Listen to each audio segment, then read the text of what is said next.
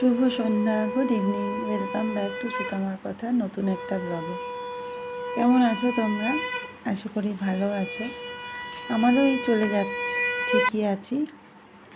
সন্ধ্যা থেকে শুরু করলাম আজকের ব্লগটা। আজকে রবিবার, সকাল থেকে অনেক কাজকর্ম ছিল, স্নান করতে অনেক দেরি হয়ে গেছে। তো মেয়ে বললো মা আমি সন্ধ্যাটা দিয়ে দিচ্ছি। এই মা বসে আছে, এখন একটু চা খাবো। আসলে আজকে আমার বড় মামি, বড় মামার মামির ছেলে আর তার বউ আসবে, তো তাই জন্যে সন্ধে টন্ধে দিয়ে এবার ভাবছি ওরা কতক্ষণে আসবে, আসলে তাড়াতাড়ি করে একসাথেই চাটা খেতাম। এই ছেলে বসে পড়েছে এখন বাবার সাথে, ফোন নিয়ে আলোচনা হচ্ছে। চলে আসছে সবাই, একটু গল্প করছি।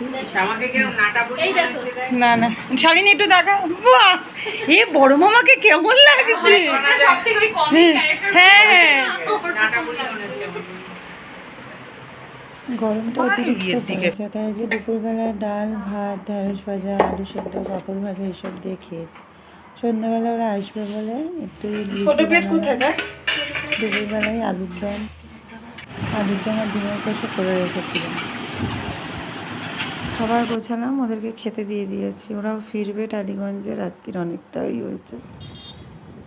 ওরাও বেরিয়ে গেল, তারপর আমরা একটু বেরোলাম। কোনো কাজ নেই, এমনি একটু বেরিয়েছি, রবিবার কোথাও বেরোনো হয়নি, তো একটু ঘুরে টুরে চলে আসবো। ছেলে মেয়ে মা তিনজনের বাড়িতে, রাত্রির অনেক হয়েছে, গিয়ে তাড়াতাড়ি করে একটু খাওয়া দাওয়া করে নেবো। তো ভাবলাম চলো একটু ঘুরে আসি।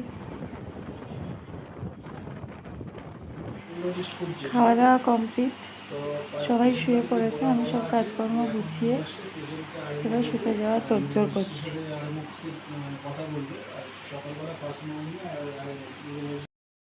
সারাদিনের কাজ কমপ্লিট, রাত্রি প্রায় 12টা মতো বাজে, এখন শুতে যাবো। তাহলে আজকের ব্লগটা এইটুকুনি। গুড নাইট, তোমরা সবাই ভালো থেকো, সুস্থ থেকো। নতুন একটা ব্লগ নিয়ে খুব তাড়াতাড়ি তোমাদের সাথে দেখা হবে।